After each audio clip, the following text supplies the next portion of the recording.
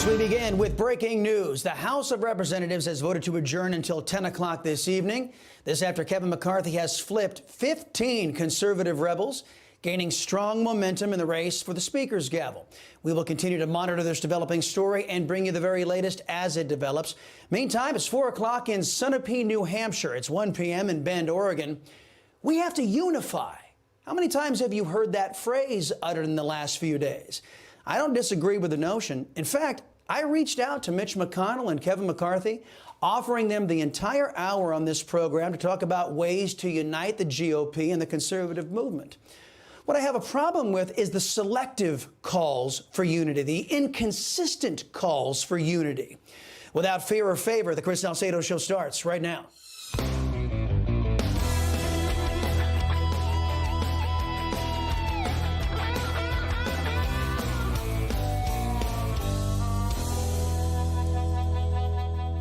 Happy Friday and good afternoon, everybody. Welcome to the Chris Salcedo Show here on Newsmax. The United States is still without a speaker, third in line to the presidency. But momentum is shifting Kevin McCarthy's way. I've been enjoying this first bit of transparency from our government that I've seen in years. The process has been educational and revealing. I've not taken a position on the speaker's race, only to say that I prefer the most conservative speaker possible, because I'm a conservative. I've also told everyone who will listen to me why we're seeing what we're seeing. The simple, undeniable truth is that the Republican Party, through laziness, apathy, and irresponsibility, has failed to adopt unifying principles that will move that party forward. In other words, the GOP tries to stand for everything, even for Democrats. And in so doing, it means it stands for nothing. It's not about unity. That's the conclusion I have arrived at in today's preamble. The 20 rebels have been maligned and threatened throughout this constitutional process. Some Republicans who support Kevin McCarthy have labeled the 20 rebels the Taliban 20, labeling their own party members as equivalent to the murderous regime that Joe Biden left in charge in Afghanistan. The former Speaker of the House, Newt Gingrich, accusing the 20 of being hostage takers in their effort to effect real change in the House of Representatives. In a fiery conversation with CNN, Congressman Dan Crenshaw called the conservatives in the group of 20, quote, enemies. So it's clear that some of those who support Kevin McCarthy believe that the 20 rebels have betrayed the GOP conference and have prevented the Republicans from unifying to allegedly oppose Democrats. But is that really what's going on? The Rebel 20 are partaking in a 100% legal and constitutional exercise that is revealing to a watching world that the GOP is a rudderless party with no unifying principles or values. Now, that may be their biggest crime, according to some in their caucus anyway. Airing all of this dirty laundry is unseemly and undermines the party's credibility, whatever is left of it. The establishment folks might be right. But it's not the Rebel 20's fault that the establishment response to the conservative movement has been consistently, sit down, shut up, and let us help Democrats. That's exactly what has happened for years now. Let me prove it with a recent incident.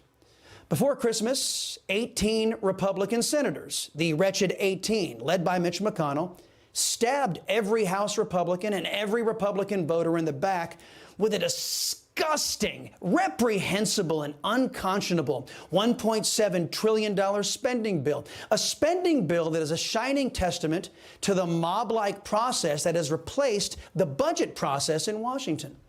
This tactic requires that your senators sit on their lazy butts all year long and let nameless, faceless lobbyists and special interest groups write spending legislation designed to screw the American taxpayer and pad their own pockets.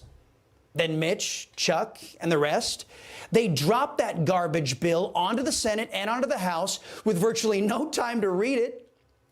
This is the least transparent, most corrupt, and mob-like way to conduct our government's business. This is all the brainchild of Mitch McConnell, Chuck Schumer, and other like-minded crooks, in my opinion. Before Christmas, Mitch McConnell did have a choice, an option. Because the Democrats had used reconciliation twice in the previous fiscal year to push their inflation-causing and reckless spending and payoffs to their cronies, they no longer had the ability to cram through a spending bill with only 51 votes. They needed Republican help. Mitch could have agreed to a short-term spending bill that would have allowed the new GOP majority in the House, the place where all spending originates according to the Constitution. It would have allowed the GOP House to secure a better deal for our people and taxpayers.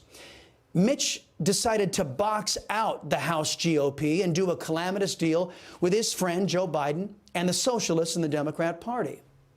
Where was all this talk about unity then? Where were the GOP House members who were just kneecapped by the wretched 18 GOP senators? Where were they calling McConnell a terrorist for betraying GOP unity? Why didn't the Texas delegation label John Cornyn an enemy after he voted to betray every Texan by voting for legislation that prohibited money be used to secure that southern border? And forget the wretched 18. What about the liberal GOP squish, Don Bacon, a guy who gives yummy pork products a bad name? He is pledging to work with Democrats. Doesn't sound very unifying to me? Yet nobody calls him a hostage taker or a terrorist. So what's the difference between the wretched 18 and the rebel 20? They all call themselves Republicans, right? Yet only the rebel 20 are called terrorists, enemies, and hostage takers.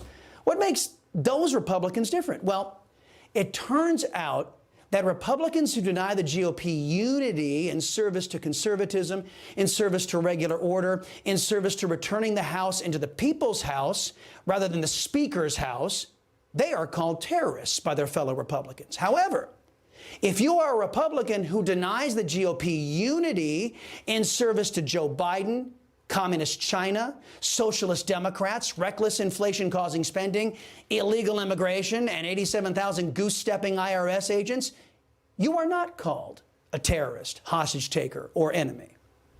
Now, regardless of how the Speaker vote goes, the Republican Party will continue to flounder. You know, if one is a Democrat these days, one wishes to supplant the constitutional protections for our people in order to usher in complete government control over our lives. Being a Republican used to mean you would oppose such things. Today, being a Republican is meaningless because every Republican doesn't oppose the Democrats' dark agenda. Unless and until the GOP brand means something again, that party, and indeed this country, will remain in chaos.